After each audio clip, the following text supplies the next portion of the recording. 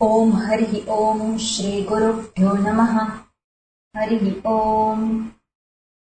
ओम सहना भवतु सहनौ भुनक्तु सह वीर्यं करवावहै तेजस्विनावधीतमस्तु मा विद्विषावहै।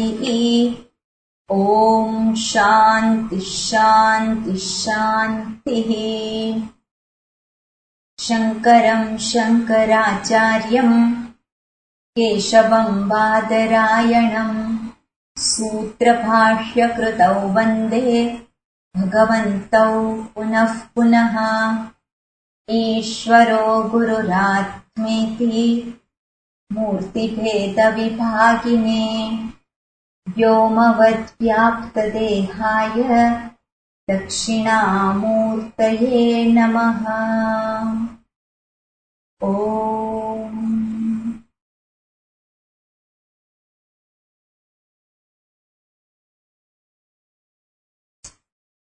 આપણે 46 સૂત્રથી બોલું છું.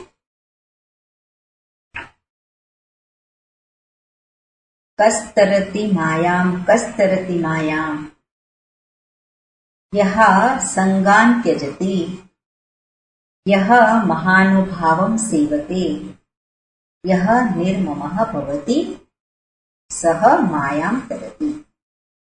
આપણે માયામ તરતી એ દરેક જે વાત કરી છે અહીંયા એની પાછળ લગાડવા, દરેક વાક્યની પાછળ.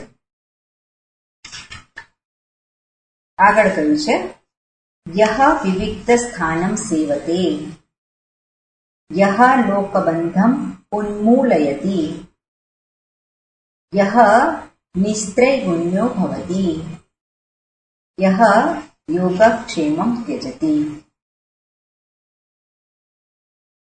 यः कर्मफलं त्यजति ये कर्माणि संन्यस्यति ततः निर्द्वन्द्वो भवति.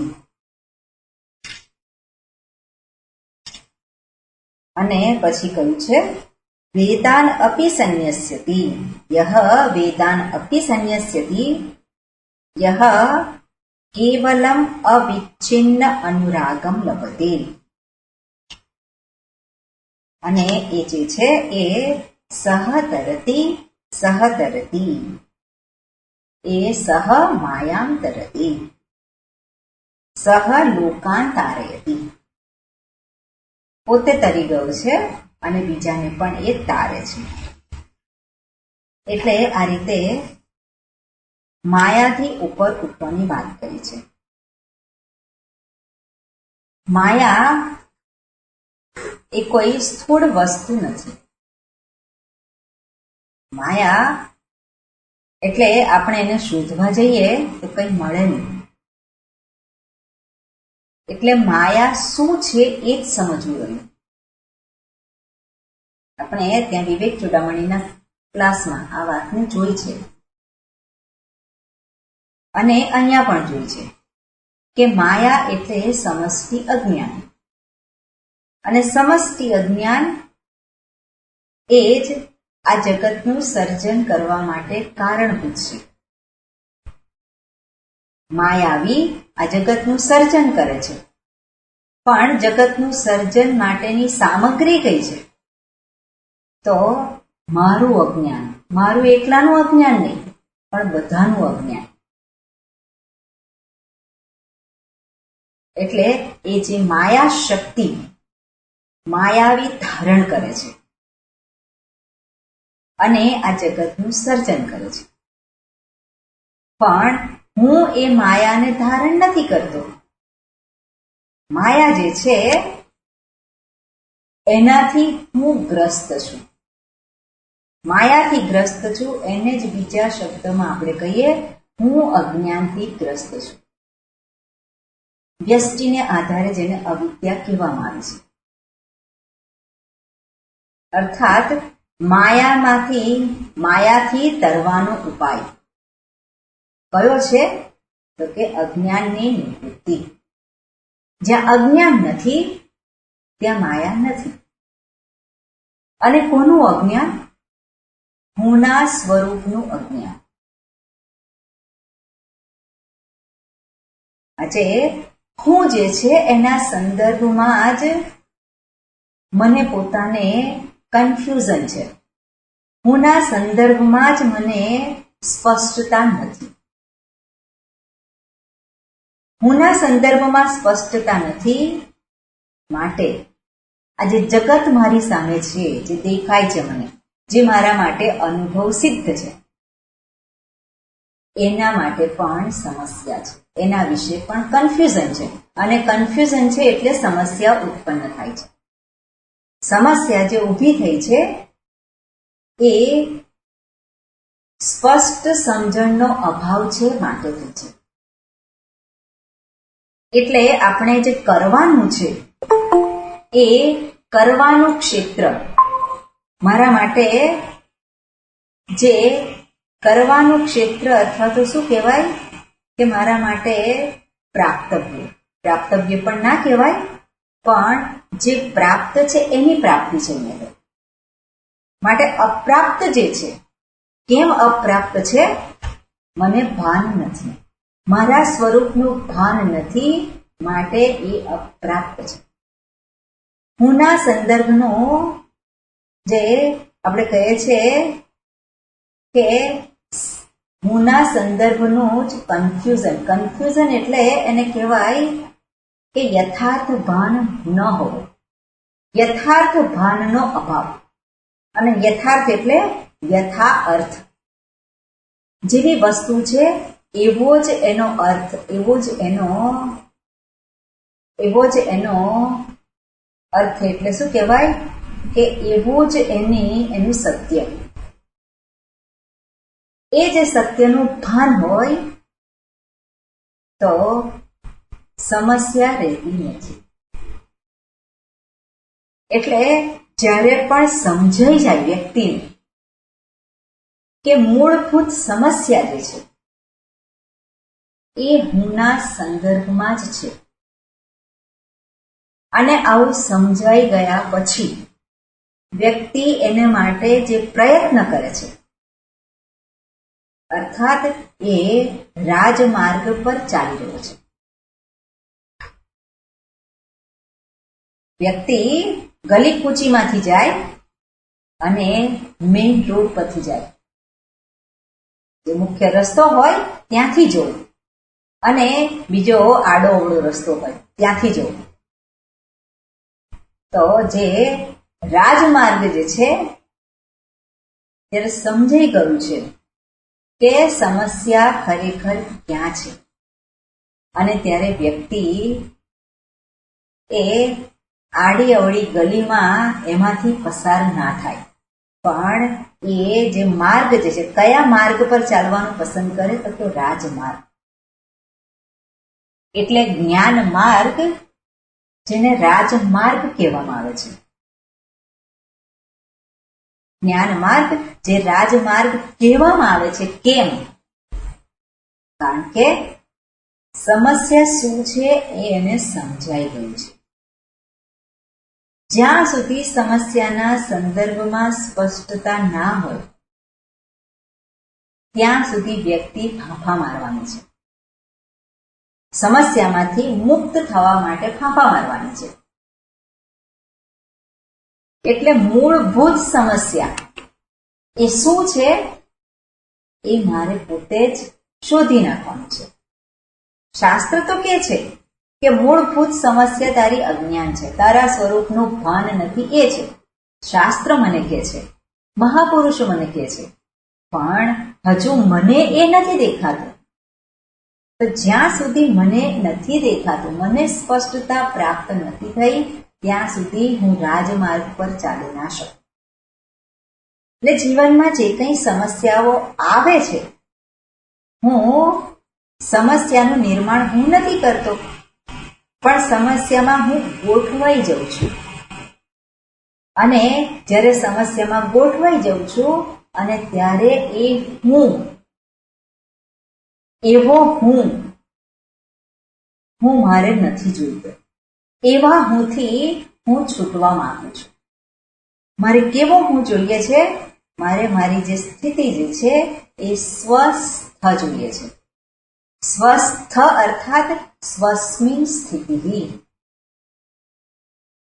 સ્વસ્મિન સ્થિતિ પોતાનામાં જ જેની સ્થિતિ છે, અને પોતાનામાં અર્થાત પોતાના સ્વરૂપમાં જ્યાં ગોઠવાઈ ગયો છે ત્યાં કોઈ સમસ્યા નથી. એટલે જ્યાં સુધી સ્વસ્થતા નથી ત્યાં સુધી વ્યક્તિ કંઈક ને કંઈક કરે છે. સમસ્યામાંથી મુક્ત થવા માટે એ કંઈક ને કંઈક પ્રયત્ન કર્યા કરે છે, અને આ તો સહજ છે. દરેકને માટે આ વાત સહજ છે, આમ જ થાય.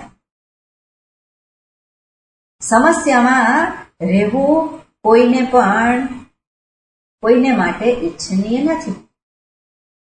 સમસ્યાની વચ્ચે ઘેરાયેલા રહેવું એ વસ્તુ સ્વીકાર્ય નથી, સહજ સ્વીકાર્ય નથી. આમાં એને કંઈ વિચાર કરવાનો નથી કે આ સમસ્યા આવી છે અને આમાંથી મુક્ત થવું કે નહીં. એનો વિચાર નથી કરવાનો. સહજ રીતે જ એ સમસ્યાથી મુક્ત થવા માટે અથવા તો સમસ્યાને દૂર કરવા માટે વ્યક્તિ પ્રવૃત્ત થાય છે.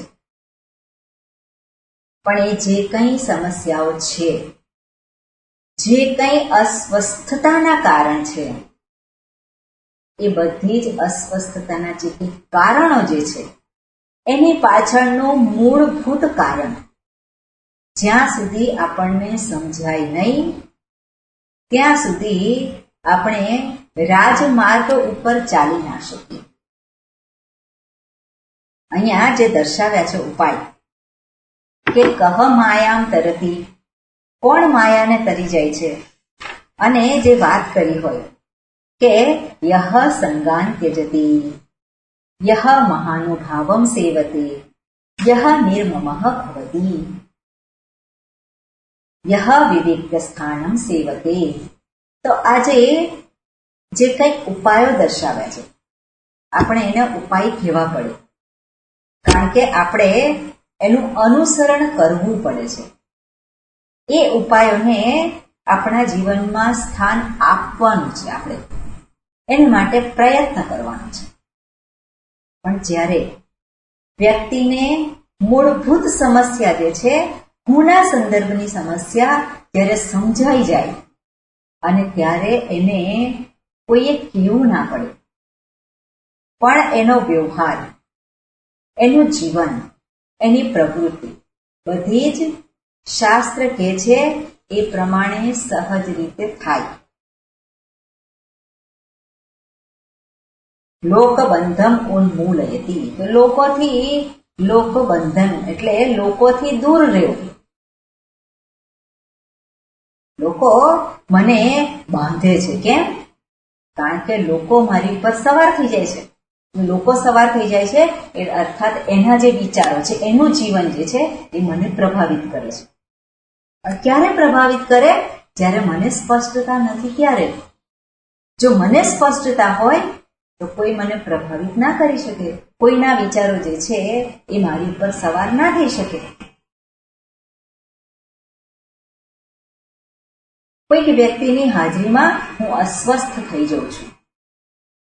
કોઈક વ્યક્તિ જે છે અને કંઈક વાતો કરે અને એ વાતો જે છે એ મને અસ્વસ્થ કરનારી છે, તો એને ફરી વખત કહેવું ના પડે કે તારે એનો સંગ ત્યાગી દેવાનો. એ શું કરવાનો છે? એની જોડે એનો સંગ થવાનો નથી. આપણે આપણા પોતાના જીવનમાં જોઈએ તો જ્યારે આપણી પોતાની ઈચ્છા નથી હોતી ત્યારે આ જગત જે છે એ જગત પણ એમાં મને સહકાર આપે છે. જ્યારે આપણે સ્પષ્ટ હોઈએ, લો ખાવાનું આપે, લો ખાવ ખાવ, આગ્રહ કરે, પણ જ્યારે મને છે કે મારે હવે વધારે જરૂર નથી, અને ત્યારે આપણે જે કહીએ પેલાને, અને એ વ્યક્તિ પણ જે છે એને એનું ભાન થાય છે, પણ આપણે ઢચું પચું હોઈએ, આપણે સ્પષ્ટ નથી, આપણને અંદર અંતરથી એવું થાય છે. પેલું બુદ્ધિ કંઈક કે છે અને મન કંઈક કે છે. મનમાં તો ઈચ્છા થાય છે કે હજુ જોઈએ છે, અને ત્યારે પેલી વ્યક્તિ કંઈક આગ્રહ કરે, કંઈક આપવા આવે, અને તરત શું થાય? બુદ્ધિ ના પાડે છે, પણ મન તો ઈચ્છા છે. ઈચ્છા છે એટલે શું છે? સ્પષ્ટ રીતે સ્પષ્ટતા નથી, માટે એને સ્પષ્ટ રીતે પ્રગટ નથી કરી શકતું.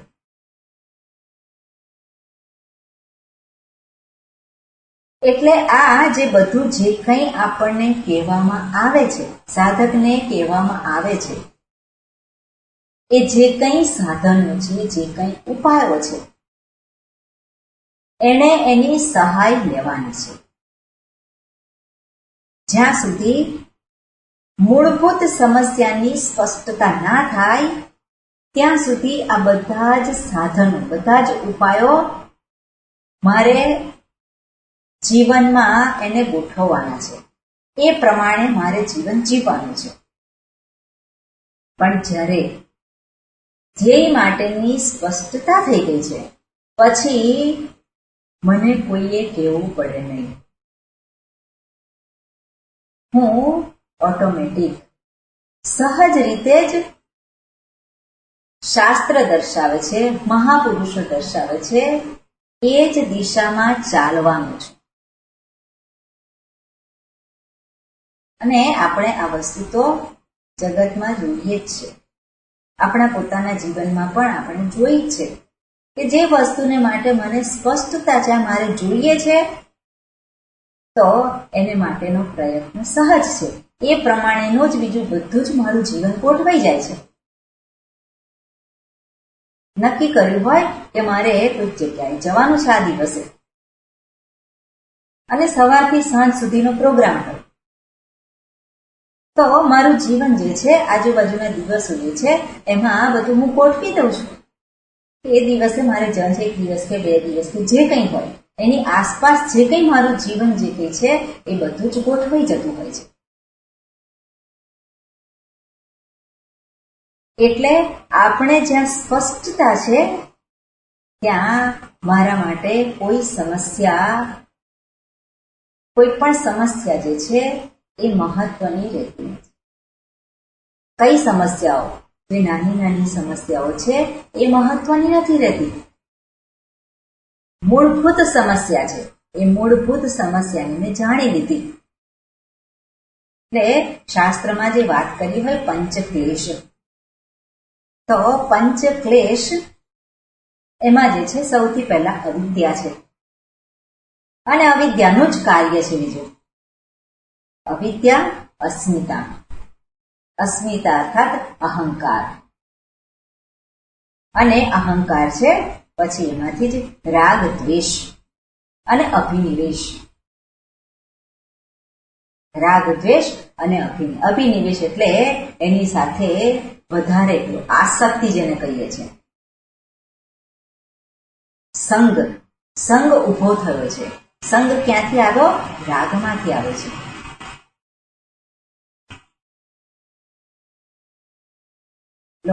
જે સવાર થઈ જાય વસ્તુ, તે ક્યારે થાય?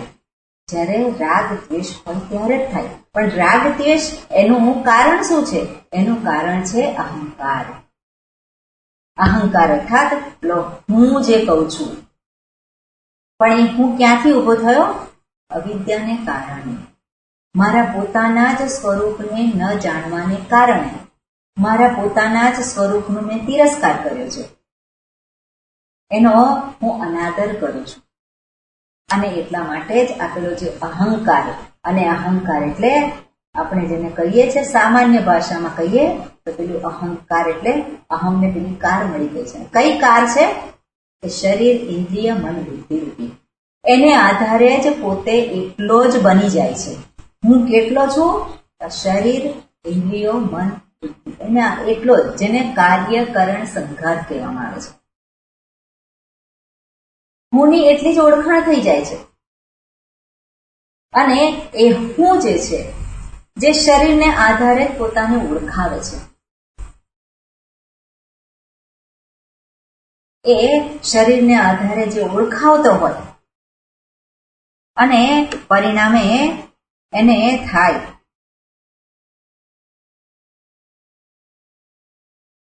જ્યારે આપણે શાસ્ત્રનું અધ્યયન કરતા હોઈએ અને એ જે સત્સંગ જે થાય છે અને એને કારણે આપણે વિવેક પણ કરીએ છીએ કે આ શરીર જે છે એ હું નથી. આપણે સામાન્ય રીતે એવો વિવેક થાય છે, કરીએ છીએ. પણ ક્યારે કરીએ છીએ? સભાનતા હોય ત્યારે કરીએ છીએ. એક ચોક્કસ પરિસ્થિતિમાં આપણે કરીએ છીએ. જ્યારે સત્સંગ હોય ત્યારે કરીએ છીએ. આપણે જ્યારે શાસ્ત્રનું ચિંતન કરતા હોય ત્યારે કરીએ છીએ. એનું અનુસંધાન કરતા હોય ત્યારે કરીએ છીએ. પણ વ્યવહાર હોય ત્યારે વ્યવહારમાં તો ફરી પાછું શું થાય છે? આ હું જે છે, આ શરીરને આધારે જે ઓળખાય છે એ જ ફરી પાછું પ્રગટ થઈ જાય છે. એટલે જે હું છું અને જે હું નથી એ બેની વચ્ચે જાણે કે ઘણું બધું અંતર છે. જ્યારે હું વ્યવહાર કરું છું ત્યારે તો આ શરીર જ હું છું એ રીતે જ હું પ્રગટ થઉં છું. કોઈક અને આ કેવી રીતે ખબર પડે? આપણે ઘણું બધું શ્રવણ કરીએ શાસ્ત્રનું, પણ છતાં પણ પેલા આ શરીર સાથેનું જે તાદાત્મ્ય છે, આ શરીર સાથે પેલો હું જે જોડાયેલો છે એ પ્રગટ થઈ જાય. ત્યારે ખબર પડે કોઈક આ શરીરના વિશે કંઈક કોમેન્ટ કરે, કંઈક કહેવામાં આવે મને, અને એ કહે અને તરત જ મને આવું કહ્યું, હું એવો નથી. એટલે એ જ્યારે એનો વિરોધ થાય છે ત્યારે આપણે સમજવાનું કે આપણો હું જે છે હજુ ક્યાં બેઠો છે? હજુ શરીરમાં જ બેઠો છે. હવે ઇન્દ્રિયો છે, ઇન્દ્રિયોની કંઈક મર્યાદા છે, એને આધારે કંઈક વાત કરતું હોય. હવે તમને સંભળાતું નથી, તમે બહેરા થઈ ગયા. ના, હું બહેરો નથી.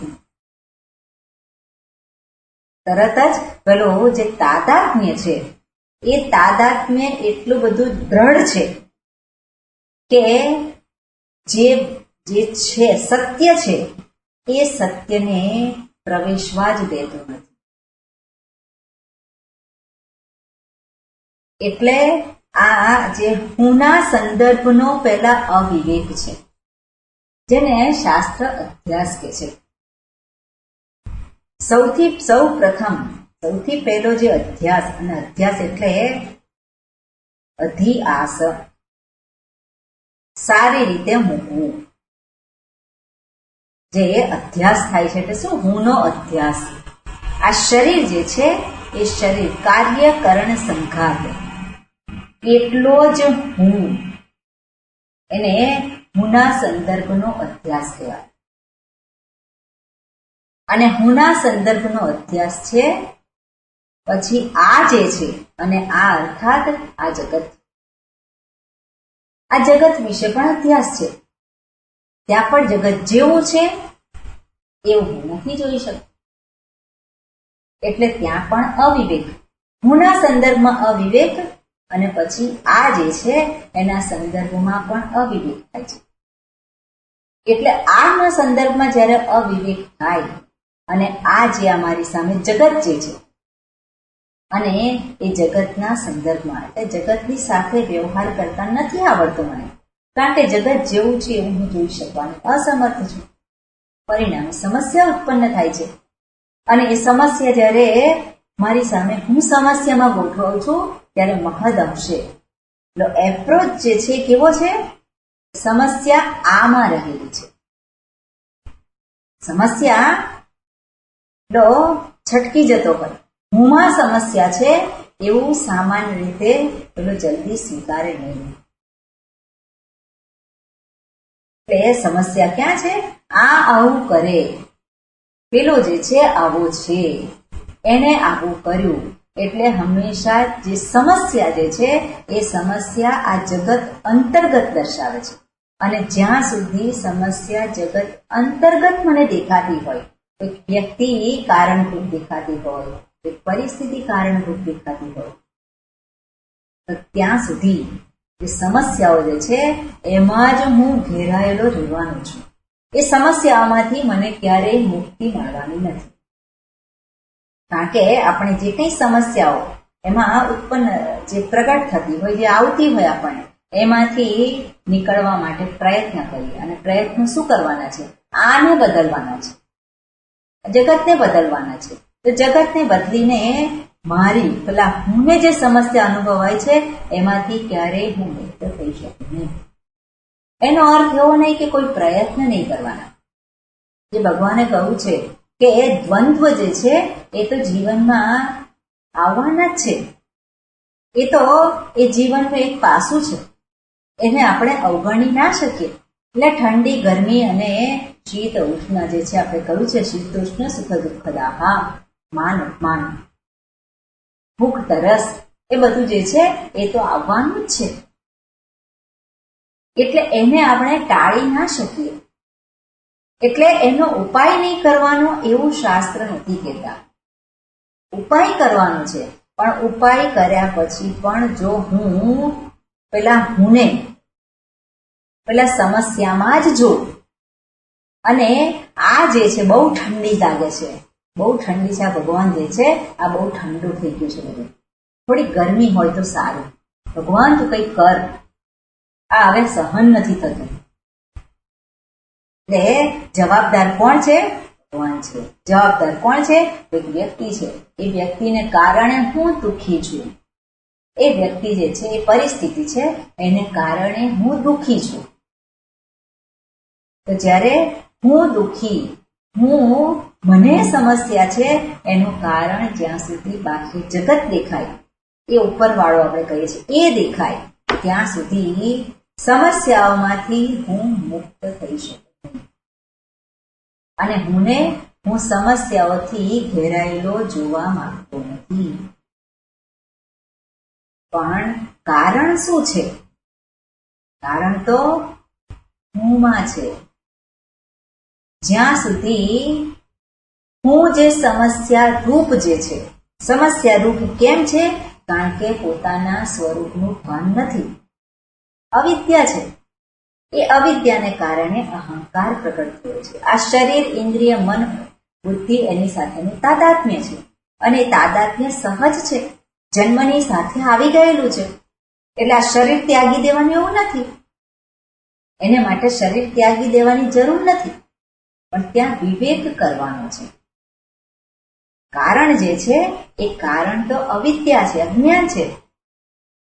તો ત્યાં કંઈક કરવાથી એ જતું ના રહે, માત્ર વિવેક કરવાનો છે, વિચાર કરવાનો છે. અને વિચાર કરવાનો છે કોના સંદર્ભમાં? વિચાર કરવાનો છે હુંના સંદર્ભમાં. એટલે હુંના સંદર્ભમાં જ્યાં સુધી સ્પષ્ટતા નથી, હુંના સંદર્ભમાં જ્યાં સુધી ખબર નથી કે સમસ્યા, મૂળભૂત સમસ્યા એ હુંના સંદર્ભમાં છે. તો ને અસ્મિતા, જે અહંકાર, એ અહંકાર જે છે એ અહંકારના સંદર્ભમાં જ્યાં સુધી વિચાર કરવામાં આવે નહીં, ત્યાં સુધી આ અહંકારમાંથી ઉત્પન્ન થયેલ એનું કાર્ય, એની પ્રોડક્ટ્સ, અને શું છે? રાગ દ્વેષ, એમાંથી હું મુક્ત થઈ શકું નહીં. રાગ દ્વેષ છે એ જ મારા માટે સમસ્યાનું કારણ બને છે, જે મારા માટે અનુભવ સિદ્ધ છે. જ્યાં રાગ છે ત્યાં સહજ રીતે મારી પ્રવૃત્તિ થાય છે, પણ એ પ્રવૃત્તિ થાય છે અને ફરી પાછળ ક્યાંથી દાજું છું એટલે ફરી પાછળ દ્વેષ થાય. આ તો આવું બધું થયા જ કરે છે. પણ પેલું જે છે કારણ જે છે, એ કારણ ક્યાં છે? એ કારણ જ્યાં સુધી હું શોધી ના કાઢું ત્યાં સુધી તો હું પેલી ગલી કુચીઓમાં જ રખડવાનો છું. પણ જ્યાં કારણની સ્પષ્ટતા થઈ ગઈ કે હું જ મારી સમસ્યા માટે કારણ રૂપ છું, મારા સ્વરૂપનું ભાન નથી, એ જ મારા માટે સમસ્યા રૂપ છે. એ મૂળભૂત સમસ્યા છે, ખબર પડી ગઈ. અર્જુનને માટે પણ એ જ હતું. અર્જુને અત્યાર સુધી ઘણા બધા ઘણા બધા યુદ્ધ કર્યા હતા. એના માટે યુદ્ધ કરવું એ નવી વાત નથી. ઘણું બધું જીવનમાં પ્રાપ્ત કરેલું હતું. એને આ પોતાના બાહુબળથી પ્રાપ્ત કરેલું, અને આ લોકનું જ નહીં. એને તો જે શસ્ત્ર અસ્ત્ર બધા પ્રાપ્ત કર્યા હતા, એટલે દિવ્ય અસ્ત્ર અને શસ્ત્ર પ્રાપ્ત કર્યા હતા. ઇન્દ્ર પાસેથી પ્રાપ્ત કર્યું હોય, શિવજી પાસેથી પ્રાપ્ત કર્યું હોય, ઘણા બધા અસ્ત્રો બધા જે છે એને પ્રાપ્ત કરેલા હતા. એટલે જીવનમાં જે ભૌતિક સમૃદ્ધિ છે એ તો ઘણી બધી પ્રાપ્ત કરેલી હતી. એટલે ભૌતિક રીતે તે સમૃદ્ધ હતો. પણ અત્યારે આ જે એને પોતાને સમજાય છે, જે પહેલો અધ્યાય, એની અંદર ભગવાન અર્જુન પોતાનો જ ત્યાં રજૂઆત કરે છે. હુંના સંદર્ભમાં વિચાર કરે છે. એને યુદ્ધ નથી કરવું. કેમ નથી કરવું? કારણ કે આ બધા સગાવાલા છે. કે જેને માટે, જેને સુખી જોવા માટે હું આ બધું જે કંઈ કરી રહ્યો છું, અને એ જ જો નહીં હોય તો મને ક્યાં સુખ થવાનું છે? એટલે મને દેખાતું નથી કે આ લોકો નહીં હોય અને એ મને સુખી કરી શકશે. પણ સાથે સાથે ફરી પાછું એવું થાય કે આ તો ધર્મયુદ્ધ છે. ધર્મયુદ્ધ છે તો મારે યુદ્ધ તો કરવું રહે. યુદ્ધ કરું તો પણ સમસ્યા, યુદ્ધ ના કરું તો પણ સમસ્યા. યુદ્ધ ના કરું તો મારો ધર્મ ચૂકી જઉં છું, અને યુદ્ધ કરીશ તો મારે આ બધાને ગુમાવવા પડશે, જે મને સ્વીકાર્ય નથી. અને એ જે શોધતા શોધતા પોતાના જ મનને એ જે આર્ગ્યુમેન્ટ આપે છે અર્જુન, એ મનોમંથન છે. પોતાના જ હુંના વિશેનું મનોમંથન છે. અને અલ્ટિમેટલી એને જે વિચાર જે આવ્યા છે, અને એને થાય છે કે મારે આ જે બાહ્ય જે પરિસ્થિતિ છે એને આધારે તો જે પરિસ્થિતિ સર્જાવાની છે એમાં હું સુખી થવું એવું મને દેખાતું નથી. અને એટલા માટે ભગવાનને કહે છે ધર્મ સંમૂઢ ચેતા, અમારે શું કરવું મને ખબર નથી પડતી, એટલે આપ મને કહો, આપ માર્ગદર્શન કરો. મારે સુખી થવું છે, મારે સુખ જોઈએ છે. એટલે ત્યાં ભગવાન પછી એને ઉપદેશ આપે છે, અને એના સ્વરૂપનો જ ઉપદેશ આપે છે. ભગવાન સ્વરૂપમાં કોઈ સમસ્યા નથી. ભગવાન ત્યાંથી જ શરૂઆત કરે છે. અશોચ્યાન અન્વશોચ હત્વમ, કે જે શોક કરવા યોગ્ય નથી એને માટે શોક કરી રહ્યો છું. તારું પોતાનું જે સ્વરૂપ છે એ શોક કરવા યોગ્ય નથી. જે આ બધા તારી સામે છે એ શોક કરવા યોગ્ય નથી. કેમ? કારણ કે એ બધા તો છે જ, કોઈ ક્યારેય નથી એવું નથી. આ શરીર નહીં હોય, પણ શરીરની પાછળ જે છે એ તો છે જ હંમેશા. એટલે આ જે હું જે છે એ હુંના મૂળભૂત જે એનો પ્રશ્ન છે, એની જે સમસ્યા છે, એને જ્યાં સુધી વિચાર ના કરે, એ શોધી ના કરે, શોધી ના શકે ત્યાં સુધી વ્યક્તિ જે છે એ થીંગડા મારે છે. જે કઈ સમસ્યાઓ છે એમાંથી મુક્ત થવા માટે થીંગડા મારે છે, પણ થીંગડા મારે ફરી પાછું તૂટે છે. એનાથી એનું કાર્ય એટલે બેસ્ટ ઉપાય, જે ઉપાય આપણે કહીએ કે આ જ ઉપાય છે, એ કયો છે? વિચાર માર્ગ. કોના સંદર્ભમાં વિચાર? જગતના સંદર્ભમાં. તો વિચાર કર્યા જ કરું છું. જગતના સંદર્ભમાં વિચાર નહીં, પણ જે વિચાર કરવાનો છે એ હુંના સંદર્ભમાં. હું દુઃખી છું, મને નથી જોઈતું. કેમ છું હું દુઃખી, કેમ છું એના સંદર્ભમાં વિચાર. અને એ જે હુંને દુઃખી જોવો નથી, હું કેમ છું દુઃખી એનો જે વિચાર કરે છે, શેની સહાયથી? શાસ્ત્રની સહાયથી, મહાપુરુષોની સહાયથી એ જે વિચાર કરે છે, અને પરિણામે એને એ સમસ્યા જે સ્પષ્ટ થાય છે. અને જ્યારે સમસ્યા સ્પષ્ટ થાય ત્યારે એનો ઉપાય પણ એને હાથ લાગી જાય છે. ઉપાય માટે એને શું કરવાનું એવું એને વિચારવું નથી પડતું, પણ સહજ રીતે જ એ જે રાજમાર્ગ ઉપર ચાલવા માંડે છે. એટલે અહીંયા જે દર્શાવ્યું છે બધું કે યહ વિવિક્ત સ્થાનમ સેવતે યહ લોકબંધમ ઉન્મૂલયતિ, તો એ બધું એને કહેવું પડે નહીં. એ બધું જ જે છે એને એ પ્રમાણે જે બધું પ્રાપ્ત થાય છે કે યહ યોગક્ષેમમ ત્યજતી ના સંદર્ભમાં અહીંયા જે વાત કરી છે એમાં શું કે છે, પરભક્ત જીવનમ તું તથા લક્ષ્યહીનમ ન ભવતી. પરભક્ત જીવનમ, જે ભક્ત છે એનું જીવન લક્ષ્યહીનમ ન ભવતી, એને જીવનમાં લક્ષ્ય નથી એવું નથી. લક્ષ્ય અર્થાત પ્રાપ્તવ્ય, જીવનમાં પ્રાપ્તવ્ય નથી હોતું એવું ક્યારેય નથી હોતું, પણ પ્રાપ્તવ્ય છે. શું પ્રાપ્તવ્ય છે? આ જગતની કોઈક વસ્તુ જે છે એ પ્રાપ્તવ્ય હોય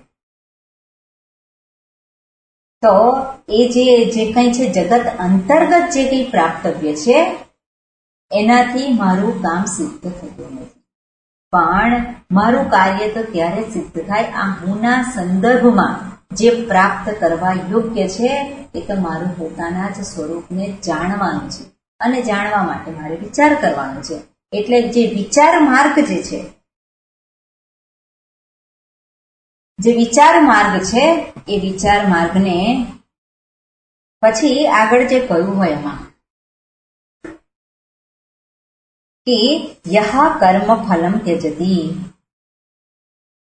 કર્માણિ સંત્યજતી તતઃ નિર્દ્વંદ્વઃ ભવતિ. યહ કર્મ ફલમ ત્યજતી, આજે વાત જે છે મેં કહ્યું હતું કે 12મા અધ્યાયમાં ભગવાન સરસ રીતે આ વાતને એમણે ઉદ્ધૃત કરી છે. ત્યાં જ્ઞાની ભક્તનું નિરૂપણ કરે છે. જ્ઞાની ભક્ત કેવો હોય, અને જ્ઞાની ભક્ત અને બીજો જે છે ભક્ત છે, ભગવાને જે ચાર જે આપણે કહીએ છીએ જે ભગવાને વાત કરી છે 12મા અધ્યાયમાં, જ્ઞાની ભક્ત અને જે બીજો ભક્ત છે, ચાર પ્રકારના ભક્ત જે ભગવાને વાત કરી છે ભગવદ્ ગીતામાં. આર્તઃ, અર્થાર્થી, જિજ્ઞાસુ અને જ્ઞાની ભક્ત. એમાં જ્ઞાની ભક્તના લક્ષણો દર્શાવ્યા છે કોને, પણ જ્ઞાની ભક્ત અને બીજો જે ભક્ત જે છે જિજ્ઞાસુ ભક્ત કહી શકાય, પણ જિજ્ઞાસુ ભક્ત કરતા પણ જે આપણે જેને કહીએ કે એની જે સ્થિતિ જે છે એ જ્ઞાનીની સ્થિતિ કરતા જુદી નથી. જ્ઞાની પુરુષનો જે સહજ વ્યવહાર છે, સહજ એની જે સ્થિતિ છે જે ત્યાં કહ્યું છે સર્વત્ર સમબુદ્ધયઃ સર્વભૂત હિતે રતાઃ. સર્વત્ર સમબુદ્ધિ, અને સમબુદ્ધિ જે છે એ જેને જીવનમાં જે કંઈ પ્રાપ્ત થાય છે એના સંદર્ભમાં સમબુદ્ધિ. જે કંઈ પ્રાપ્ત થયું છે એ એને ડગાવી શકતું નથી, એનો જે સહજ સ્વીકાર કરે છે. જગત પાસેથી જે કંઈ પ્રાપ્ત થાય છે, અર્થાત જગત પાસેથી એને પ્રાપ્ત થાય છે. એટલે જે કંઈ પ્રાપ્ત થયું હોય, આપણે જોયું કે જે દ્વંદ્વ જે છે એ તો જીવનનું અભિન્ન અંગ છે, બધું પ્રાપ્ત થતું જ હોય છે. એટલે એ જે પ્રાપ્ત થાય છે ત્યારે એને માટે સમબુદ્ધિ છે, એનો અસ્વીકાર નથી, એનો સહજ સ્વીકાર છે. અને સર્વભૂત હિતે રતાઃ, પોતાનું જે જીવન જે છે, જે કંઈ પોતે પ્રવૃત્તિ કરે છે એમાં એની પ્રવૃત્તિમાં સર્વભૂત હિતે રતા, એટલે એની સામે જે કંઈ વ્યક્તિ છે કે જે કંઈ છે આપણે કઈ જગત એક પરિસ્થિતિ છે, અને એ પરિસ્થિતિમાં એનો જે વ્યવહાર જે છે સહજ રીતે જ સામેની વ્યક્તિનો વિચાર કરીને થાય.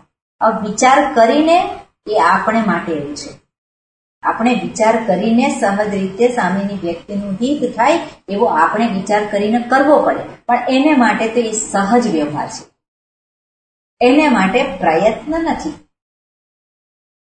આપણે મહાપુરુષો પાસે જોઈએ, આપણે એને જઈએ, એની હાજરીમાં આપણે જોઈએ એનો જે કંઈ વ્યવહાર છે સહજ રીતે જ બીજાનું હિત થાય એવો જ થાય છે. એને કરવો નથી પડતો, ત્યાં પ્રયત્ન નથી, પણ એવો થાય છે સહજ રીતે જ. પેલો એનો જે કંઈ જે છે પોતાનું અનુકૂળતા એનો ત્યાગ થઈ જાય, બીજાનો જ વિચાર હોય. એ અનુકૂળતા એને ત્યાગવી નથી પડતી, પોતે પ્રતિકૂળતામાં ગોઠવે, પણ પ્રતિકૂળતા એને પ્રતિકૂળતા દેખાતી જ નથી. એને જે કંઈ પરિસ્થિતિ છે એ પરિસ્થિતિ દેખાય છે. આપણે એક વખત જોયું હતું કે પરિસ્થિતિ જે છે પેલા પ્રશ્નપત્રની જેવી છે. તો વિદ્યાર્થીને પ્રશ્નપત્ર આપવામાં આવે, એ તો પ્રશ્ન છે એનો ઉત્તર છે, જેને ઉત્તર ખબર છે એને માટે એ ઉત્સવ છે, જેને ખબર છે એને માટે એ ઉત્સવ છે. અને જેને માટે હજુ થોડું એની અંદર હજુ એટલી તૈયારી નથી, એના માટે તક પ્રાપ્ત થઈ છે, પોતાને જ એ જોવાની તક પ્રાપ્ત થઈ છે કે મને કેટલું ખબર છે. પણ આપણે જોઈએ છે ઘણા બધા એવા છે કે જેને માટે સમસ્યા રૂપ છે. એ પ્રશ્નપત્ર છે, સમસ્યા પત્ર નથી, પણ એ સમસ્યા રૂપ દેખાય છે. અને બીજો કોઈક હોય તો એ પરિસ્થિતિ માટે તૈયાર જ નથી. એ પ્રશ્ન જે એને પૂછવામાં આવે છે એને માટે તૈયાર જ, તેને માટે કટોકટી રૂપ હોય. એટલે એ જ રીતે આપણા જીવનમાં પ્રાપ્ત થતી પરિસ્થિતિ, બધી પરિસ્થિતિ જ છે, પણ એ પરિસ્થિતિ એની અંદર જાણે કે એ પરિસ્થિતિમાં હું ઘેરાઈ ગયો, અને એ ઘેરાઈ ગયો, હવે કેવી રીતે નીકળવાનું મને ખબર નથી. તો એ જે છે મારા માટે કટોકટી રૂપ છે, એ સમસ્યા રૂપ બને છે. કેમ? કારણ કે મને એનો જવાબ આવડતો નથી, મને એમાંથી કેમ નીકળવું બહાર એ મને આવડતું નથી, અને એટલા માટે એ સમસ્યા રૂપ છે. એટલે જીવનમાં આ બધું તો પ્રાપ્ત થાય છે, પણ એ જ્યારે પ્રાપ્ત થાય ત્યારે સહજ રીતે જ હું એનાથી મુક્ત હોઉં. મને એ સમસ્યા આવે એની પહેલા જ મારી પાસે એનો જવાબ છે. એટલે મહાપુરુષ જે છે એ તૈયાર છે કે જીવનમાં કંઈ પણ થઈ શકે છે. અને જીવનમાં આપણે જોઈએ તો સૌથી વધારે ખરાબ પરિસ્થિતિ એટલે શું છે? સૌથી વધારે ખરાબ પરિસ્થિતિ આપણા માટે એટલે મૃત્યુ છે. આ શરીર જે છે, આ શરીર રહેવાનું નથી, આ શરીર છોડીને મારે જવાનું છે. સૌથી વધારે ખરાબ પરિસ્થિતિ એ હશે. તો આપણે એને માટે તૈયાર થઈ ગયા હોઈએ કે ગમે તે ક્ષણે મૃત્યુ આવવાનું છે, એ અનિવાર્ય છે, અનિવાર્ય છે. અને હું એને રોકવા માટે પ્રયત્ન કરું, પણ એ રોકાવાનું નથી. ગમે તેટલા ઉપાય કરું, ગમે તેટલી ગોઠવણ કરું, ગમે તે કરું, અને છતાં પણ એ જે સત્ય છે કે મૃત્યુને હું ટાળી ના શકું, તો એને માટે મારે તૈયાર થવાનું પડે. મારે એને માટે મારે પોતે જ જે મારા માટે સમસ્યા રૂપ લાગતું હોય, હું સ્વીકાર ના કરી શકું એવું દેખાતું હોય, તો મારે ત્યાં સ્વીકાર કરવો જ રહ્યો. એ સ્વીકારી શકું એના માટે હું શું કરું? એના માટે મારે પ્રયત્ન કરવાનો. શાસ્ત્ર તો કહે છે તારું મૃત્યુ જ નથી, પણ એ સત્ય તો મને પચતું નથી. શાસ્ત્ર કહે છે તારું મૃત્યુ ના હોય, હુંનું મૃત્યુ છે જ નહીં, પણ એ સત્ય નથી પચતું. નથી પચતું તો બીજું કંઈક આપણે જોઈએ કે પેલો જે વ્યક્તિ હું કહું છું કે આ જગતમાંથી જવાનો છે, આપણે શું કહે છે, કોઈક વ્યક્તિ ફલાણી વ્યક્તિ મરી ગયા, તો મરી ગયા એ શું દર્શાવે છે, આપણે જે વાક્ય છે એના વિશે જ વિચારવાનું છે. મરી ગયા એટલે ગયા છે કોઈક જગ્યાએ, તો ગયા છે રહ્યા તો છે ને, એનું બધું જ પતિ નથી કર્યું. પેલો હું જે છે એ હું રહ્યો છે, એ તો કઈક જગ્યાએ ગયો છે ફરી પાછો આવવાનો છે, નવું શરીર પ્રાપ્ત થવાનું છે એને. અને નવું શરીર આપણે જોઈએ પેલા બાળકનું જે શરીર હોય કેવું હોય, થનગનતો હોય, તો દોડાદોડી કરતો હોય. અને આપણે પેલા 70 વર્ષ થયા, 80 વર્ષ થયા અને આપણે ચાલવાનો વિચાર કરવો પડે, તો આ બધું ખખડી ગયેલા બધા જે છે સાધનો, અને એ સાધનો છોડી દેવાના, નવું મને મળવાનું છે. તો આવું જયારે વિચાર કરું તો આ જે મન જે છે, પેલું જે ડર હોય એક પ્રકારનો, એમાંથી મુક્ત થાય. એટલે આપણે જે ખરાબમાં ખરાબ પરિસ્થિતિ જે છે શું આવવાની છે એને માટે હું તૈયાર હોઉં. એટલે આ રીતે જે વ્યક્તિ છે હુંના સંદર્ભમાં વિચારે છે, આના સંદર્ભમાં વિચાર નથી કરતો, પણ હુંના સંદર્ભમાં મૂળભૂત સમસ્યા જે છે એ હુંના સંદર્ભમાં જ છે, અને એમાંથી મારે ઉપર ઉઠવાનું છે. એના માટે શું કરવાનું છે, વિચાર. એટલે વિચાર માર્ગ જે છે એ રાજમાર્ગ છે. જ્યાં સુધી એ વિચાર માર્ગ ઉપર વ્યક્તિ પ્રવૃત્ત નથી થતી ત્યાં સુધી એ જે કંઈ કરે છે એ પૂરતું નથી, એ બધું જ અધૂરું છે, એને ત્યાંનો ત્યાં જ રાખે છે. એટલે અર્જુન આ વસ્તુને સમજી ગયા હોય અને એને એ રાજમાર્ગ પર ચાલવા માંડ્યા હોય. અને એ જે વ્યક્તિ જે છે એને શું કરવાનું, તો ભગવાન તો ઘણા બધા ઉપાયો બતાવે છે. જે કહ્યું હોય 12મા અધ્યાયમાં કે વ્યક્તિ જે છે એને પેલો જે ભક્ત, આપણે જ્ઞાની ભક્તની વાત કરતા હતા કે જ્ઞાની ભક્ત જે છે જેનું કાર્ય થઈ ગયું છે, પણ બીજો જે ભક્ત છે એ જ્ઞાની જેવો જ છે, એનું જે ચિત્ત જે છે એ એના જેવું જ છે. જે સર્વભૂત હિતે રતાઃ, જે કંઈ જીવનમાં આવે છે એ સર્વનો સહજ રીતે સ્વીકાર કરે છે.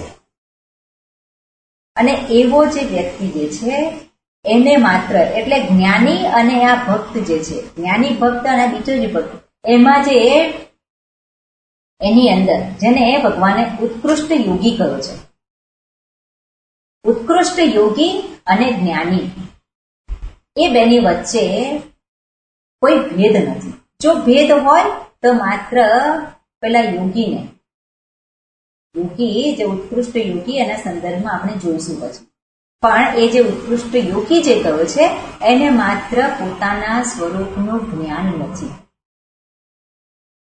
બસ એટલો જ ભેદ છે. પણ એનું જે જીવન એ જે જીવે છે એ તો પેલા જ્ઞાનીથી જુદું નથી. એવું જે જીવન એને પ્રાપ્ત થયેલું છે, કઈ રીતે પ્રાપ્ત થયેલું છે, એને પોતાના સંદર્ભમાં વિચાર કર્યો છે અને એ વિચાર થકી જ એને પ્રાપ્ત થયું છે. જીવનમાં જે કે અનિત્ય છે એ અનિત્યતા એને જાણેલી છે. આ જગત જે છે એની અનિત્યતા એને જાણેલી છે, એને કહેવું નથી પડતું કે અનિત્ય છે, અનિત્ય છે, અનિત્ય છે. આ શરીર, ઇન્દ્રિય, મન, બુદ્ધિ એની અનિત્યતા એને જાણેલી છે. નિત્ય શું છે? નિત્ય શું છે? નિત્યમ વસ્તુ એકમ બ્રહ્મ, એક પરમાત્મા છે એ જ નિત્ય છે અને એ જ મારા માટે પ્રાપ્તવ્ય છે. એના સિવાયનું બીજું બધું જ જે છે એ મારા માટે પ્રાપ્તવ્ય નથી. એટલે જીવનમાં પ્રાપ્તવ્ય એ શું છે એ એને સ્પષ્ટ થઈ ગયું છે અને એને આધારે જ એ વ્યવહાર કરે છે. એટલે એના જે કંઈ કર્મ જે છે, એ જે કંઈ એ પ્રવૃત્તિ કરે છે એ બધું જ એ એક ધ્યેયને અર્થે છે, એ એક ધ્યેયને સિદ્ધ કરવા માટે છે. અને એ ધ્યેય સિદ્ધ કરાવનાર જે કંઈ નથી એ બધાને માટે વૈરાગ્ય છે. જે મારું ધ્યેય સિદ્ધ ના કરાવી શકે તો એને એને રાખીને હું શું કરું? એને માટે સહજ વૈરાગ્ય છે. એને છોડવું નથી પડતું, પણ સહજ છૂટી જાય. પણ ક્યારે? જ્યારે સ્પષ્ટતા છે ત્યારે, એ વિવેક કરે છે ત્યારે, વિચાર કરે છે ત્યારે જ. એટલા માટે શાસ્ત્ર વિચાર જે છે, વિચારને ખૂબ મહત્વ આપે છે, વિવેકને ખૂબ મહત્વ આપે છે. કેમ? કારણ કે સમસ્યા અવિદ્યાને કારણે છે, અવિવેકને કારણે છે. જે સમસ્યા મારી, એમાંથી હું મુક્ત થઉં ત્યારે, હું પેલો સમસ્યામાંથી મુક્ત થાય ક્યારે થઈ શકે? જ્યારે એ હું પોતાના જ સંદર્ભમાં વિચાર કરે ત્યારે. અને એને માટે જ અહીંયા જે દર્શાવ્યું છે કે યહ કર્મ ફલમ ત્યજતી કર્માણિ સંન્યસ્યતિ તતઃ નિર્દ્વંદ્વો ભવતિ. એટલે કર્મ ફલમ ત્યજતી, કર્મના ફળનો ત્યાગ, કર્મનો ત્યાગ. અને પછી કહ્યું છે નિર્દ્વંદ્વો ભવતિ. દ્વંદ્વથી તે એ ઉપર ઉઠી જાય છે. એને માટે દ્વંદ્વ રહેતા નથી. હવે દ્વંદ્વ રહેતા નથી, જીવનમાં દ્વંદ્વ તો પ્રાપ્ત થાય છે, પણ હું એનાથી લેપાતો નથી. અસંગોહમ, એ અસંગોહમ એને પોતાની જાતને કહેવું નથી પડતું. હું આ બધાનો સાક્ષી છું, તો એને કહેવું નથી પડતું. એટલે સાક્ષી ભાવ નથી કેળવવાનો, પણ હું સાક્ષી છું એ સત્યનું ભાન છે. એટલે નિર્દ્વંદ્વો ભવતિ, એ દ્વંદ્વથી ઉપર ઉઠી જાય છે. જ્યારે પોતાના સ્વરૂપનું ભાન થાય છે, અને કયા સ્વરૂપ? જે દ્વંદ્વથી પર છે એવા સ્વરૂપનું. દ્વંદ્વ છે કોને છે? આ જે માની લીધેલો હું છે એને માટે દ્વંદ્વ છે. એટલે એ પેલો માની લીધેલો હું તો હવે રહ્યો નથી, એટલે અહંકારથી ઉપર ઉઠેલો છે. પોતાના સ્વરૂપનું ભાન થયું છે, અને ત્યાં અહંકાર નથી. અને અહંકાર નથી ત્યાં દ્વંદ્વ ક્યાં છે? દ્વંદ્વ નથી. એને માટે દ્વંદ્વ નથી. એવું નથી કે પ્રારબ્ધ છે જતું રહે છે, પ્રારબ્ધ વશાત બધું પ્રાપ્ત થાય છે, દ્વંદ્વ પણ પ્રાપ્ત થાય છે, પણ એમાં એનું પેલો હું જે છે એ હું એમાં અટવાઈ નથી ગયેલો. હું એની અંદર નથી. હું ક્યાં છે? સ્વસ્થ છે, પોતાની સાથે છે. એટલા માટે ભગવાને જ બીજા અધ્યાયમાં જે કહ્યું હોય, આત્મતુષ્ટ આત્મરતિ આત્મની એવ તુષ્ટ પ્રજહાતિ યથા કામાન સર્વાન પાર્થ મનોગતાન. આત્મની એવ આત્મના તુષ્ટ સ્થિત પ્રજ્ઞ તદા ઉચ્યતે. એ જે સ્થિત પ્રજ્ઞની વાત કરી હોય કે જે પોતાનામાં જ છે, પોતાનાથી જ સંતુષ્ટ છે, એને પોતાની સંતુષ્ટિ, પોતાના સુખ માટે બીજા કોઈ ઉપર આધાર રાખવો પડતો નથી, બીજા કોઈને શોધવા જવું પડતું નથી. એટલે એવા જે પોતાના સ્વરૂપનું ભાન થાય ત્યાં એ દ્વંદ્વથી પર થઈ જાય છે. પણ એ દ્વંદ્વ જ્યાં અનુભવાતા હોય, હજુ દ્વંદ્વ મને અસર કરતા હોય, હું એની અસરમાં હોઉં, દ્વંદ્વની અસરમાં. કોઈક મને કંઈક કહે અને મને ખોટું લાગી જાય, ખોટું લાગે, ખોટું ના લાગવું જોઈએ. આપણે એવા આદર્શ ઉભા કરવાની જરૂર નથી કે મને આમ ના થવું જોઈએ, ના થવું જોઈએ એવું નહીં. થાય છે એનો સ્વીકાર, જે થતું હોય એનો સ્વીકાર અને એનો ઉપાય. એટલે ભગવાને એ વાત અહીંયા બતાવી છે, જે 12મા અધ્યાયમાં જે બતાવી છે એ જ વાત અહીંયા કહી છે કે યહ કર્મ ફલમ ત્યજતિ. અહીંયા સરસ વાત કરે છે જે ટીકાકાર છે, અહીંયા એક આર્ગ્યુમેન્ટ કરે છે. યોગક્ષેમ ત્યાગ ઇતિ તુ ન સંભાવ્યતે એવ ઇતિ કેચન મન્યતે. આગળ જે વાત કરી કે યોગક્ષેમ જે છે એના માટે સમસ્યા રહેતી નથી. ભક્ત છે એના માટે યોગ અને ક્ષેમ હવે એની ચિંતા નથી. એને યોગ એટલે જે નથી એની પ્રાપ્તિ, અને ક્ષેમ એટલે જે પ્રાપ્ત થયેલું છે એને સાચવવું. હવે એનું જીવન જે છે એ જીવન તો એક એક એનું ધ્યેય છે અને ધ્યેયને આધારે પોતે એને જે પ્રાપ્ત કરવા માટે જીવન જીવી રહ્યો છે. એટલે એને માટે હવે યોગક્ષેમ કહ્યું છે ને, અનન્યાસ ચિંતયંતો મામ યે જનાઃ પર્યુપાસતે. એમાં ભગવાન કહે છે એના યોગક્ષેમનું તો હું રક્ષણ કરું છું, હું સાચું, એની જવાબદારી નથી. અને આવો જે ભક્ત જેને જાણી લીધું છે, તો આવો જે ભક્ત જે છે જે યોગક્ષેમની ચિંતા કરતો નથી, પણ અહીંયા કહે છે કે યોગક્ષેમની ચિંતા એ નથી કરતો, પણ મને તો થાય છે, મને તો એની ચિંતા થાય છે. મને તો થાય છે કે હવે કાલે મને કોણ ખવડાવશે, કાલે હું શું કરીશ, હવે આ પગ નથી ચાલતા, આ શરીર નથી ચાલતું, હવે મારું ધ્યાન કોણ રાખશે. તો થાય છે, એવું થાય છે. તો ભગવાન કહે છે કઈ વાંધો નહીં, એવું થાય છે એનાથી તું ખરાબ નથી થઈ ગયો. થાય છે તો બરોબર છે, એનો સ્વીકાર કરવાનો છે અને એ સ્વીકાર કરી એનો ઉપાય કરવાનો છે. અને જ્યારે એટલે એવું થતું હોય તો ભગવાન કહે છે કર્મ ફલમ ત્યજતી, મારે આ પ્રકારનું ફળ જોઈએ છે, હું એ કર્મ નથી છોડી શકતો. કર્મ નથી છોડી શકતો કેમ? કારણ કે મારે આ પ્રકારનું મારું જીવન મારે જોઈએ છે, એને માટે હું પ્રયત્ન કરું છું.